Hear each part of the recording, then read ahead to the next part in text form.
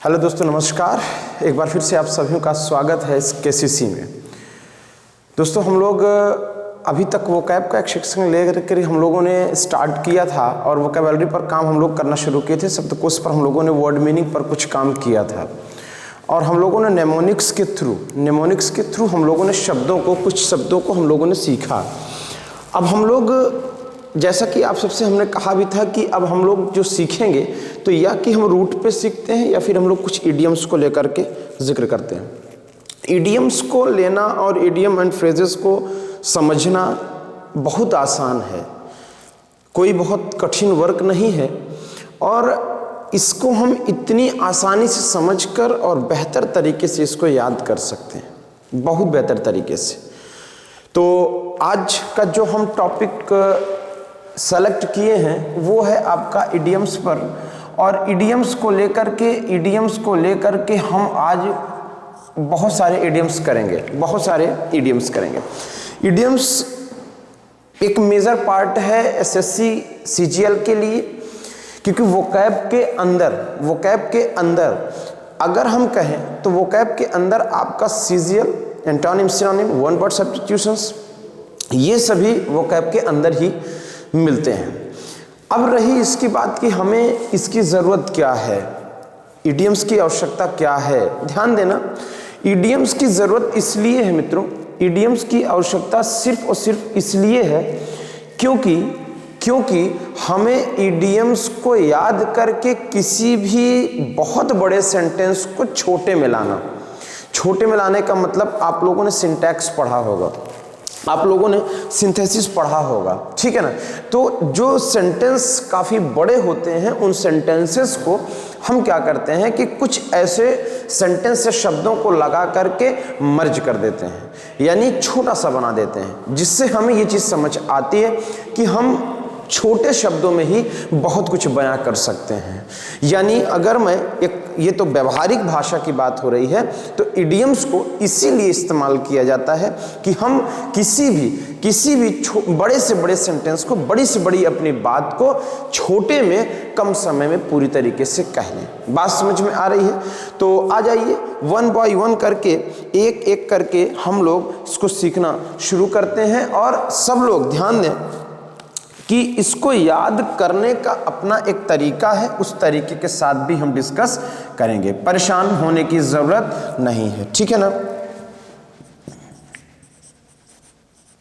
अभी फ़िलहाल मैं लिख रहा हूँ, आप सब लोग नोट करते हुए चलिएगा ताकि कोई दिक्कत ना हो जब हम समझाने लगें, ठीक है ना। इसकी मीनिंग जब मैं बताऊँगा तब प्रॉब्लम नहीं होना चाहिए।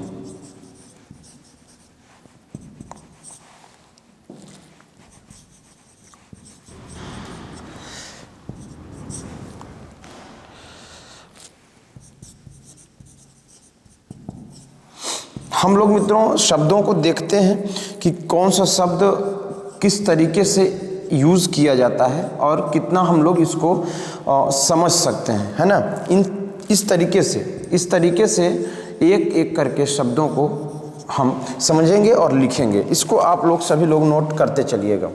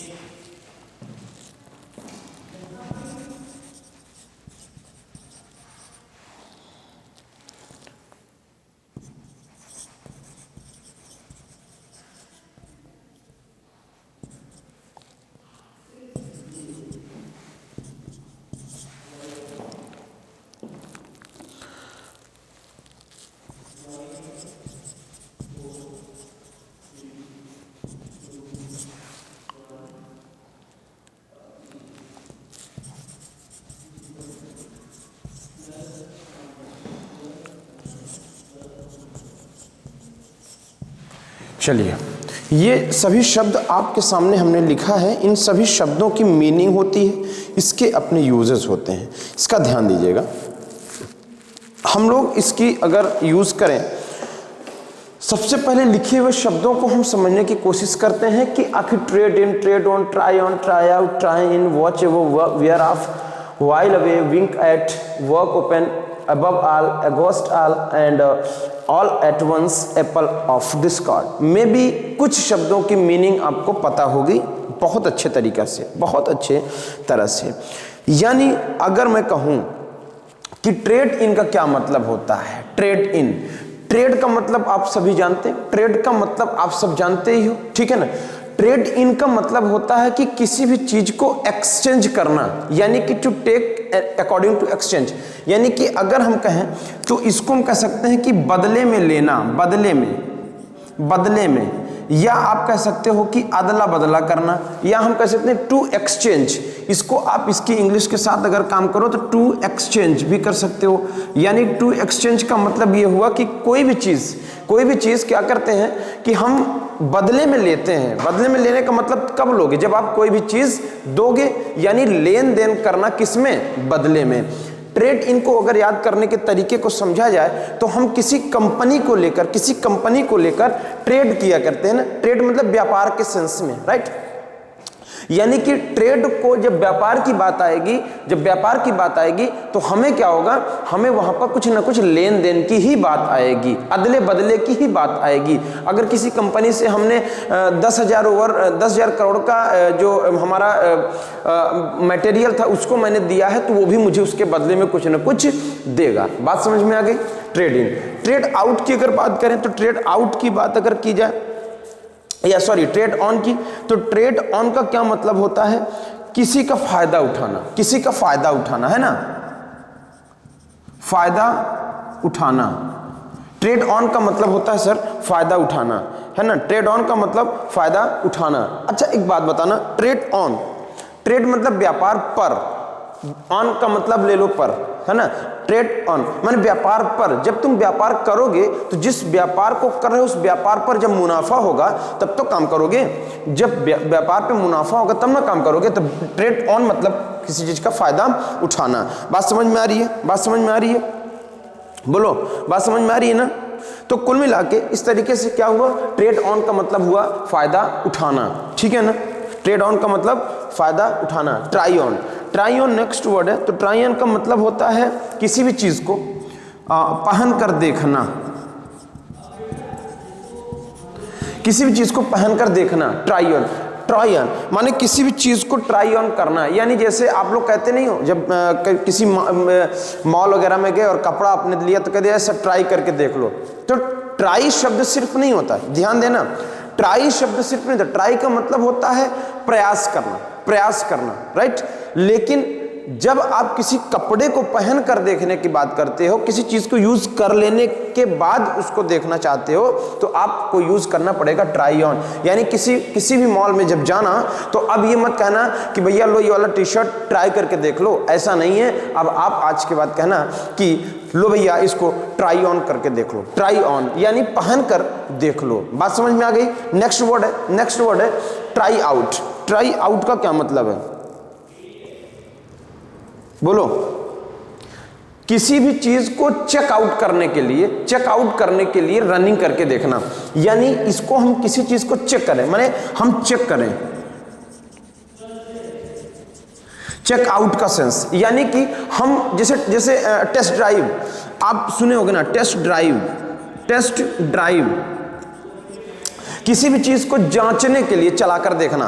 यानी चलाकर देखने का मतलब जैसे मान लो कि मैं तुम्हारा इंग्लिश का टीचर हूं, आपको कोई कह दे कि आपका इंग्लिश टीचर बड़ा अच्छा है, ये है वो है, दुनिया भर की बात आपके सामने कह दे, तो आपके मन में आएगा यार पहले पढ़ाकर टेस्ट तो करवा लें कि कैसा है। तो सेम आप ट्राई आउट का यूज कर सकते हो। यानी आप बिल्कुल भी आप इनसे बहुत सारे सेंटेंसेस बना सकते हो। मैं आपको सेंटेंस बनाने के लिए क्यों नहीं अभी आपको मैं बता रहा हूं, क्योंकि अभी सेंटेंस बनाने का कोई खासा फायदा नहीं होगा। मैं सेंटेंस आपसे बनवाऊंगा और आप अपने से सेंटेंस बनाओगे, ठीक है ना। तो सभी लोग इस जितने भी शब्दों को मैं मीनिंग दे रहा हूं, इनको जरा सा आप लोग क्या करना कि सेंटेंस बनाना, ठीक है ना। सेंटेंस बनाओगे अपने आप चीजें समझ में आएंगी, अपने आप चीजें समझ में आ जाएंगी, ठीक है ना। अब इसके बाद turn in turn in, turn in मतलब क्या होता है? प्रेजेंट करना, कोई भी चीज प्रेजेंट करना, है ना, कोई भी चीज को क्या करना? प्रेजेंट करना, ठीक है ना, किसी भी चीज को प्रेजेंट करना यानी प्रस्तुत करना, प्रस्तुत करना, किसी भी चीज को प्रस्तुत करना यानी क्या हुआ सर? Turn in. सुनो, जैसे कभी कभी क्या होता है कि जब आप जैसे 26 जनवरी 15 अगस्त में आप जब पार्ट लेते हो किसी भी प्रोग्राम में, तो क्या होता है, लोग कहते हैं दैट्स योर टर्न ना, यही बोलते हैं ना, अब तुम्हारी बारी।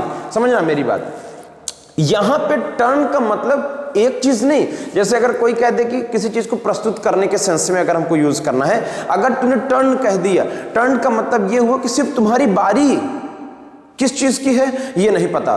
मेरी बात समझना कि सिर्फ तुम्हारी बारी, किस चीज की बारी है इससे मतलब नहीं है, मगर आपने अगर ये कह दिया कि turn in, that's your turn in this program, तो अपने आप आपको ये समझ में आ जाएगा कि इस प्रोग्राम में हमारे प्रेजेंटेशन के लिए वो बारी आ गई। तो टर्न इन का मतलब बारी, ठीक है ना, बात समझ में आ रही है? बात समझ में आ रही है? वॉच ओवर, आप इसे वॉच ओवर जानते होंगे, आपके यहां होगा, इसको कहते हैं क्या?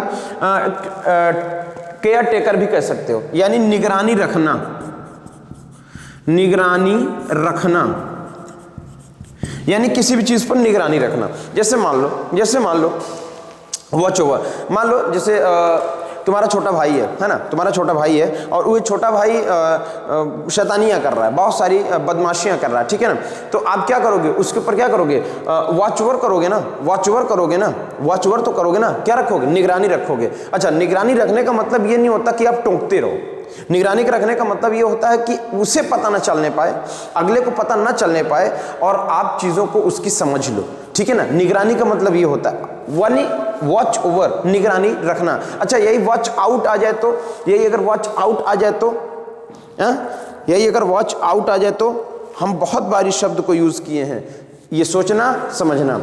वियर ऑफ, वियर ऑफ मतलब, वियर ऑफ मतलब, वियर ऑफ मतलब भैया मेरे माने कह सकते हो कि not able to see clearly, right, यानी धुंधला,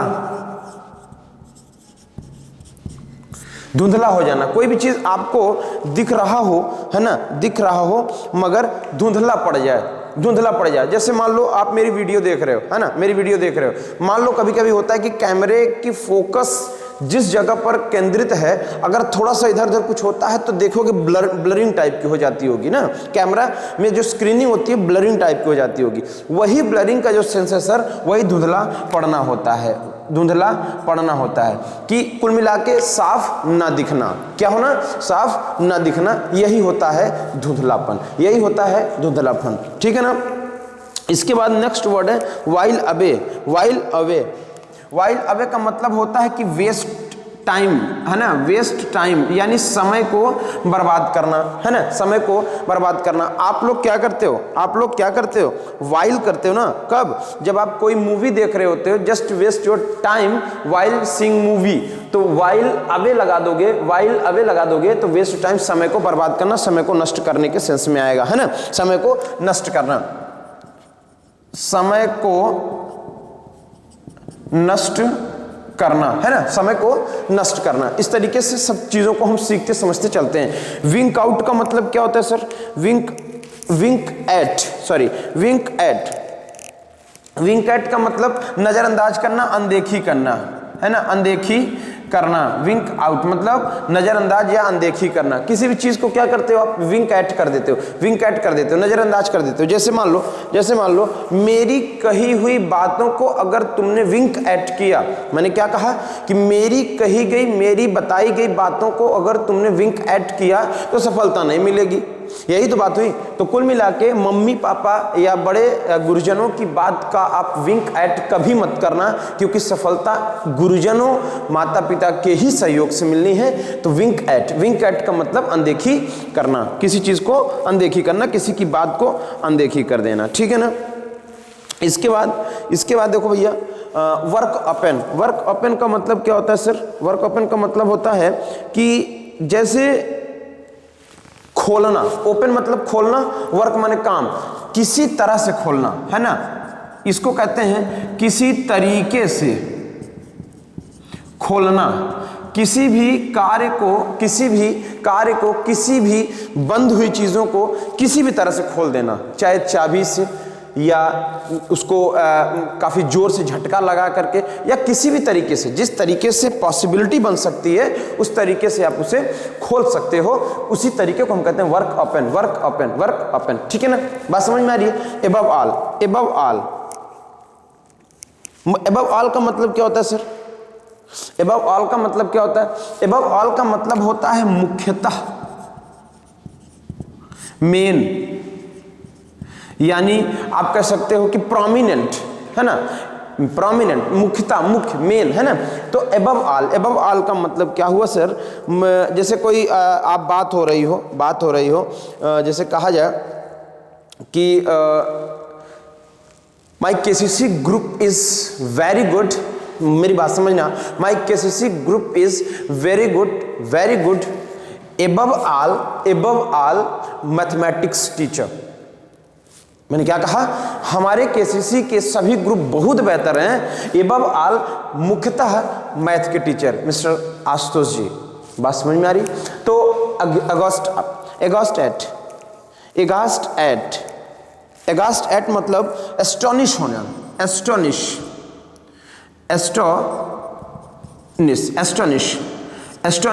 यानी आश्चर्यचकित होना, भौचक्का होना, भौचक्का। किसी भी बात को, एक घोस्ट को देखकर आप क्या हो गए? अगोस्ट एट, एक घोस्ट को देख के आप अगास्ट एट हो गए, एक घोस्ट को देख के आप अगास्ट एट हो गए, एक घोस्ट को देखकर आप अगास्ट एट हो गए, एस्टोनिश हो गए, भौचक्का हो गए, आश्चर्यचकित हो गए भूत को देखकर। इसके बाद ऑल एट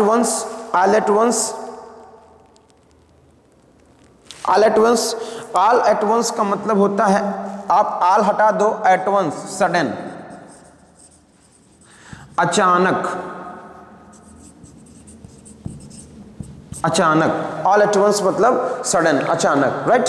तो इस तरीके से चीजों को हमें समझना बहुत आसान होता है। सर ऑल हटा दो ना, सब कुछ, यानी हम कहते हैं ऑल लगा रहने दो, ऑल एट वंस माने अचानक, एट वंस मतलब अचानक होता ही, एट वंस माने तुरंत कोई भी चीज तभी होगी सडन, अचानक। तो जो है ऑल सब कुछ, एट वंस यानी सडन, अचानक। बात समझ में आ रही है? इसके बाद apple of discord, reason of quarreling, झगड़े की जड़। इसका क्या मतलब होता है सर? झगड़े की जड़, रीजन ऑफ क्वेरलिंग, है ना, झगड़ा। अच्छा मुझे बताओ, झगड़ा, लड़ाई और युद्ध में क्या अंतर है? झगड़ा, लड़ाई और युद्ध तीनों में क्या अंतर है? जल्दी से बता डालो फटाफट। झगड़ा, लड़ाई और युद्ध। एक चीज आपको बता दूं कि झगड़ा और लड़ाई और युद्ध तीनों में काफी बड़ा डिफरेंस है। झगड़ा हम लोग करते हैं सिर्फ और सिर्फ बातचीत से, है ना। लड़ाई करते हैं नॉर्मल सी, किसी को लड़कियां अपना बाल और पकड़ के छीना पीनी करती है ना, वो सब लड़ाई होगी। और युद्ध तो जानते ही मार, बम मार दो किसी के ऊपर, यार बम मार दो, है ना। तो ये सारी चीजें बात समझ में आ रही ना। तो झगड़े की जड़, रीजन ऑफ क्वेरलिंग, यानी आप कह सकते हो झगड़े की जड़, झगड़े का कारण या झगड़े का रीजन। ठीक है ना, इस बात को समझ लो और इसका स्क्रीनशॉट ले लो।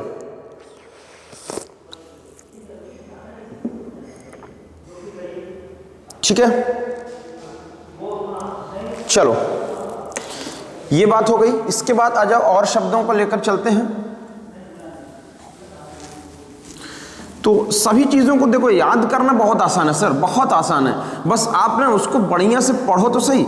एक बार अगर आप थोड़ा दिमाग लगाकर चीज़ों को कॉन्स्टेंटली अगर चीज़ों को समझते हो ना, तो सब कुछ आपके दिमाग में हो जाना है। हाँ ये है कि ये वोकैब का सेक्शन है, और वोकैब का सेक्शन इतना आसान और हार्ड तो नहीं कह सकते, मगर हाँ वोकैब आप रटने के लिए नहीं है सर। वोकैब आपको याद करना नहीं पड़ेगा, आपको वोकैब सिर्फ समझना है। ठीक है ना। वोकैब आप याद कितनी करोगे? मैंने तो आपको कई बार कहा है कि वोकैब आप याद ही नहीं कर सकते, है ना। वोकैब आप याद ही नहीं कर सकते। वजह है उसकी, कितनी वोकैब याद करोगे, कितनी याद करिएगा आप बताइए। चलो मैं और भी शब्द लिख देता हूं और उन शब्दों को लेकर फिर से डिस्कशन शुरू करते हैं। ठीक है, चलो भाई 14 हो गया था, 15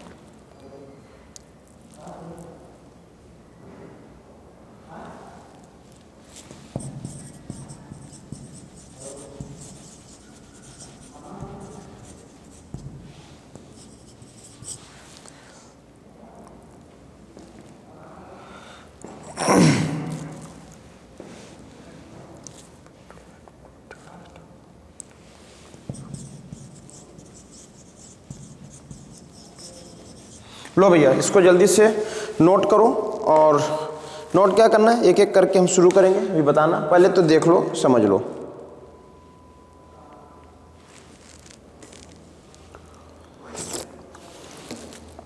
चलो, एट ऑल।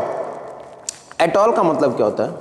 एट ऑल, आप सब कोई चीज़ बोलते हो, कोई चीज़ इंग्लिश में बोलते हो ना कि एट ऑल, है ना, नॉट एट ऑल, आप बोलते हो ना नॉट एट ऑल, बोलते हो ना, नॉट एट ऑल नहीं होता, not at all, not at all. तो अगर नॉट को हटा दें तो एट ऑल को अगर हम समझने की कोशिश करें, एट ऑल, एट ऑल का मतलब होता है लिटिल बिट, थोड़ा सा, थोड़ा सा भी।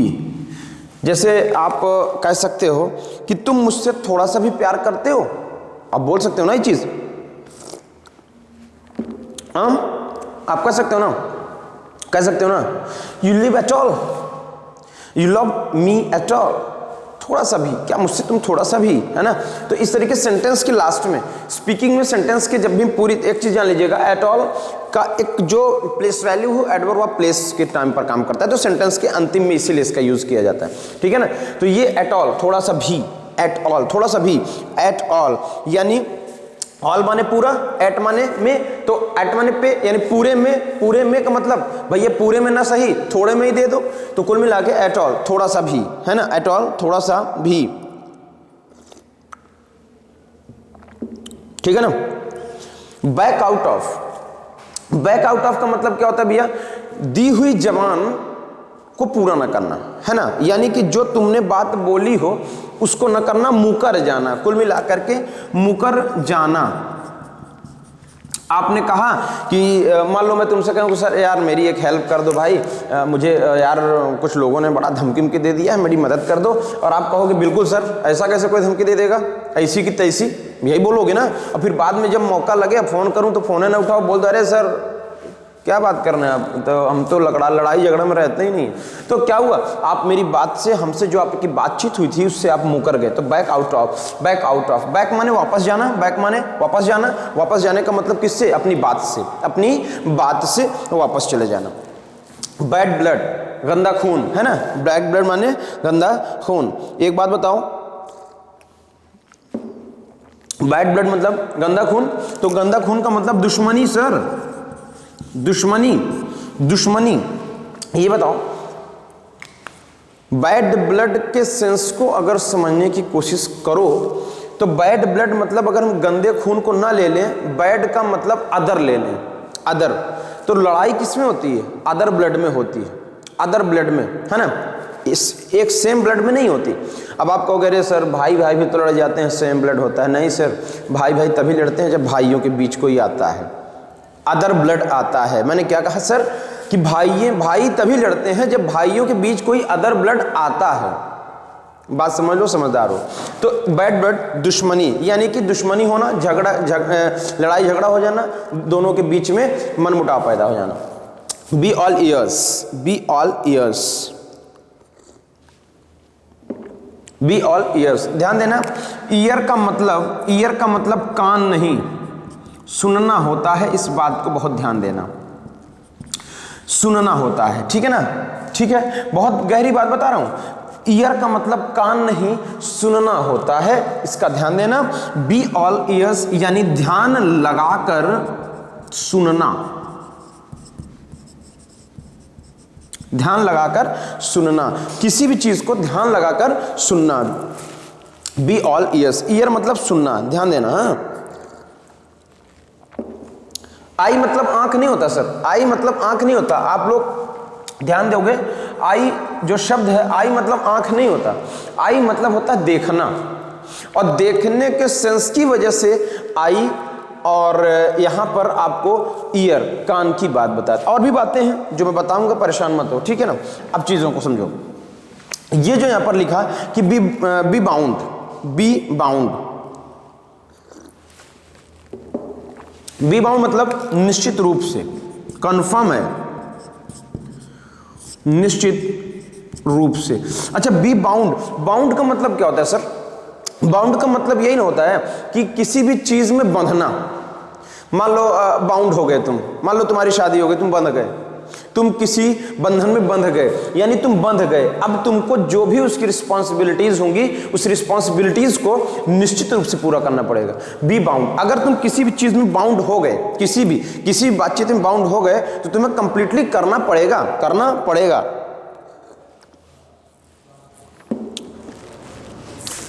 भैया बी नो मोर। अब मुझे बताना, आप सब अंग्रेजी में बोलते हो नो मोर, नो मोर, नो मोर मतलब मर जाना यार, मर जाना, कोई आदमी मर गया हो, नो मोर। तो आज के बाद बी नो मोर बोलना, नो मोर मत बोलना। बहुत सारे ऐसे शब्द जो आप लोग बोलते हो मगर उसका कोई सेंस होता नहीं है, फीलिंग्स है, समझ लिया कोई बात नहीं, है कि नहीं। तो be no more, be no more, ठीक है ना, मर जाना यानी कोई आदमी हो, मर गया हो, अब बी नो मोर, ठीक है ना। इसके बाद आइए अगला सेंटेंस है back and call. Back and call, BECK and call, back and call, back and call. Obedient यानी बुलाने पर हाजिर आना, बुलाने पर हाजिर होना, यानी जब भी किसी को कोई बुलाए, यानी बुलाना किसी को भी, और बुलाने पर ही वो उपस्थित हो जाए, वहां पर उपस्थित हो जाए, तो क्या हुआ, उसे कहेंगे back and call, back and call, back and call, ठीक है ना, बैक एंड कॉल यानी कि बुलाने पर उपस्थित हो जाना। बात समझ में आ रही है? चलिए नेक्स्ट क्या है, wide and time. Wide and time, wide and time मतलब जानते हो क्या होता है? जैसे बूढ़े बुजुर्गों के मुंह से आप लोगों ने सुना होगा, या कोई अनुभवशील व्यक्ति होगा उसके मुंह से सुने होंगे आप, कि जब भी आप लड़ाई झगड़ा या किसी से बातचीत या किसी से ऐसा कुछ हो गया हो तो लोग कहते नहीं हैं यार किसी से लड़ाई झगड़ा करने से बेहतर है समय की प्रतीक्षा करो। कहते हैं ना कि समय की प्रतीक्षा करो, कि वो खुद ही समझ जाएगा। आपका समय जिस दिन प्रतिकूल होगा वो खुद ही समझ जाएगा। मैंने क्या कहा कि आपका समय जिस दिन प्रतिकूल होगा उस दिन खुद ही समझ जाएगा। बोलने तो जो बोलता है, बोलते नहीं लोग। अब बहुत सारे लोग लड़ जाते हैं, अरे कैसे बोला, मार देंगे इसको, गोली से मार देंगे, ये कर देंगे, बोलते हैं कि नहीं। मगर यहाँ पर बाइड एंड टाइम का मतलब होता है कि अपने किसी भी अपनी अनुकूल समय की प्रतीक्षा करना, यानी वेट टाइम रिगार्ड यू, आपके हिसाब का, आपके प्रतिकूल, आपके अनुकूल जो समय हो उसका इंतजार करना, ठीक है ना, उसका वेट करना, ठीक है ना।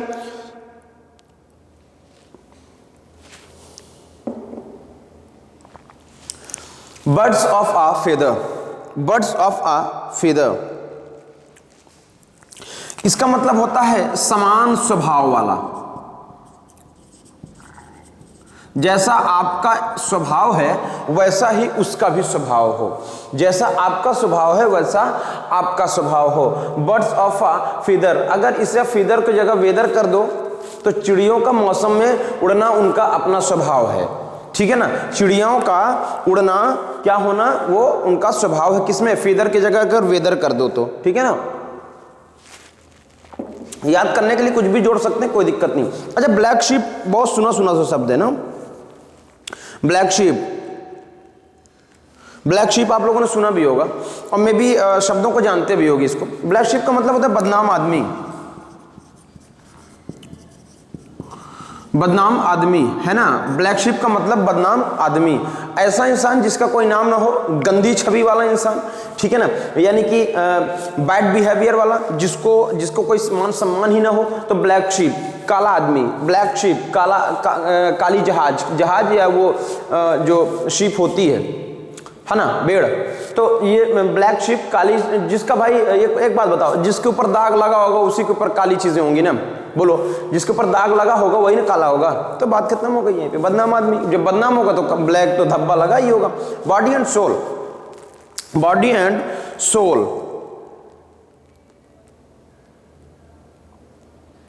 बोलो। बॉडी एंड सोल का मतलब होता है जी जान से।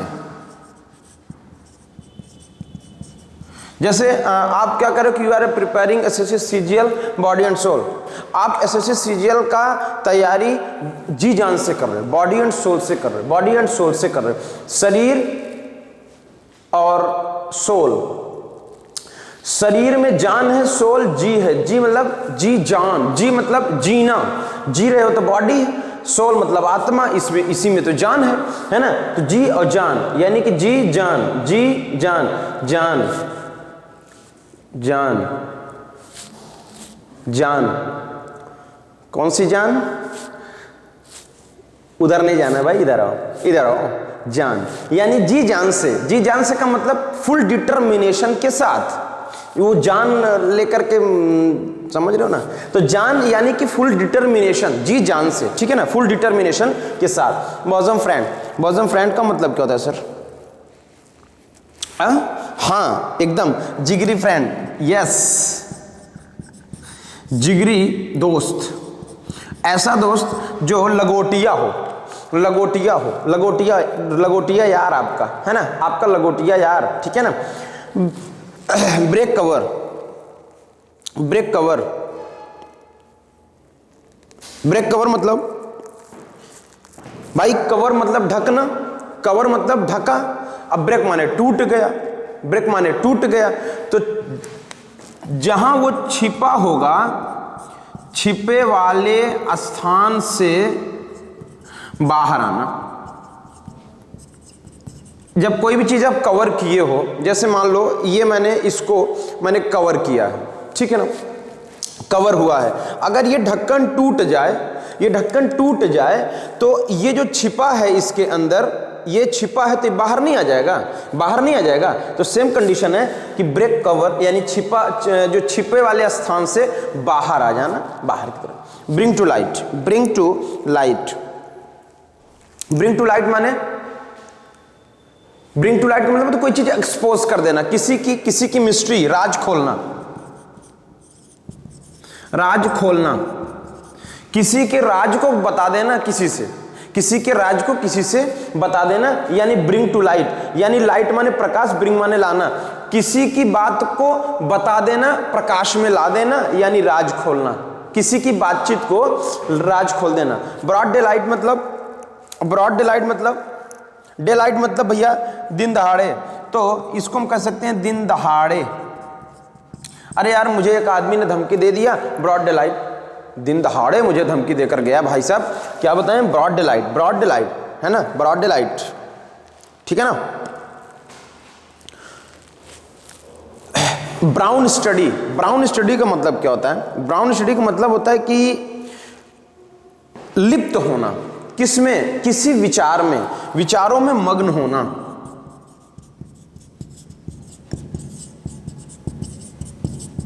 विचारों में मग्न हो जाना, ठीक है ना, किसी भी विचार में मग्न होना। बात समझ में आ रही है ना?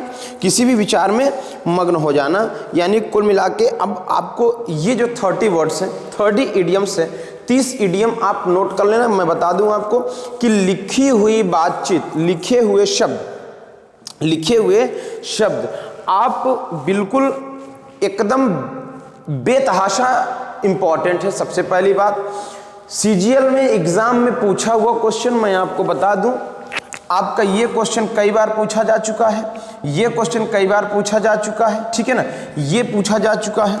और इसके बाद आपको एक और शब्द लग जाएगा, एक ये आपसे बहुत बार पूछा जा चुका है, ये पूछा जा चुका है, और मैंने वहाँ एप्पल ऑफ डिस्कार्ड जो लिखा था वो पूछा जाता। मतलब कुल मिला के जो शब्द आपको यहाँ मिल रहे हैं ना, रिपीटेड वर्ड्स हैं। ये एसएससी सीजीएल के लिए बड़े इंपॉर्टेंट वर्ड माने पिट हैं। कुल मिला के इतना जानो कि शब्दों को, ये शब्दों को क्या करते हैं कि रिपीट किया करते हैं, है ना, रिपीट करते हैं कि मतलब ज़्यादा से ज़्यादा चीज़ें उनको मिल सकें। बात समझ रहे हैं ना? तो कुल मिला के आप इस बात को बिल्कुल भी अच्छे तरह से समझे और समझकर चीज़ों को कंप्लीटली अब पूरी तरह से समझना है और याद करना है। यानी 30 वर्ड्स आपके इडियम्स, 30 इडियम्स आपके ये हुए और ये 30 इडियम्स आप रट लो। मैं इडियम्स के और भी आपको लिंक शेयर करा दूंगा और भी इडियम्स मैं आपको दूंगा जहां से आपकी इडियम्स की चीज़ें सॉल्व हो जाएंगी। हाँ, अब रही इस बात की कि आपको टेंशन इस बात की होगी कि इंग्लिश टू इंग्लिश कराना, ध्यान देना, इंग्लिश टू इंग्लिश में कराऊंगा, इंग्लिश टू इंग्लिश में कराऊंगा, मगर इसके एग्जाम्पल्स के साथ, एग्जाम्पल्स के साथ, ठीक है ना। तो अभी फिलहाल इन शब्दों से आप जुड़ो पहले, इसके बाद जब हम कराएंगे वो इंग्लिश टू इंग्लिश आपका होगा। अच्छा, एक चीज़ और, इंग्लिश टू इंग्लिश करा देना बहुत बड़ी वाली बात नहीं है, ठीक है ना। हमें चीज़ें समझ में आए वो हमें समझना है। समझने का मतलब चीज़ें हमें पूरी तरीके से कवर अप करनी है ना, हमें कवर करना है चीज़ों को, है ना। तो इस तरीके से ये जो कवरिंग लगानी है ना, हिंदी को लेकर ही चलनी है। क्यों? क्योंकि अगर आपको किसी भी शब्द की हिंदी नहीं पता होगी तो इंग्लिश टू इंग्लिश आप नहीं लगा सकते सिवाय रटने के अलावा। आपको रटना नहीं है, मैं बार बार बोल रहा हूं, क्योंकि शब्दों को आप नहीं रट सकते। आप इंग्लिश ग्रामर्स के रूल रट सकते हो, इंप्लीमेंट भी कर सकते हो, मगर इंग्लिश के वोकैब को नहीं रटा जा सकता। मैं बार बार कह रहा हूं और ये मेरा आप कह सकते हो कि दावा है, नहीं रट सकते तो नहीं रट सकते। बात समझ में आ रही होगी। तो आप इन्हें समझने की कोशिश करिए, रटने की नहीं, ठीक है ना। तो अब रही बात इसकी कि याद करने वाली बात, तो जिस तरह से भी याद हो, जिस तरह से भी याद हो जाना चाहिए, बस बात खत्म। तो ये 30 आपके जो इडियम्स थे, ये मोस्ट इंपॉर्टेंट इडियम है और इनको आप बेहिचक याद करें, समझने की कोशिश करें, ठीक है ना। तो आज के लिए इतना ही, और मिलते हैं हम लोग नेक्स्ट वीडियो में भी आपको मैं इसी तरीके के इडियम्स को कराऊंगा और भी चीज़ें हम लेकर आएंगे, ठीक है। बाकी जैसा कि ऑफलाइन क्लासेस आपकी इस समय पर बाधित हैं और वो वजह है कोरोना का पेंडेमिक और ये कोरोना का बढ़ता केस, है ना। तो इस वजह से बाकी आपको पेंडेमिक और समस्या लेने की ज़रूरत नहीं है। आपके साथ आपका किसले करिए क्लासेस हमेशा है, चाहे जहां भी रहें। आपको क्लासेस प्रॉपर ऐसी मिलेंगी जैसे लगेगा कि आप लाइव बैठे हो, हमारे सामने बैठे हो। और हाँ, जिस तरीके की समस्या आपको हो, फिर से बोल रहा हूं, जिस तरीके की समस्या आपको हो और जिससे रिलेटेड सब्जेक्ट से समस्या हो, आप कमेंट बॉक्स पर कमेंट कर देना, आपको सॉल्यूशन मिल जाएगा। बात समझ में आ रही है? समस्या बिल्कुल भी नहीं होनी चाहिए, चीज़ें आपको समझ आ जाएंगे। तो आज इतना ही, मिलते हैं नेक्स्ट, ठीक है। Thank you.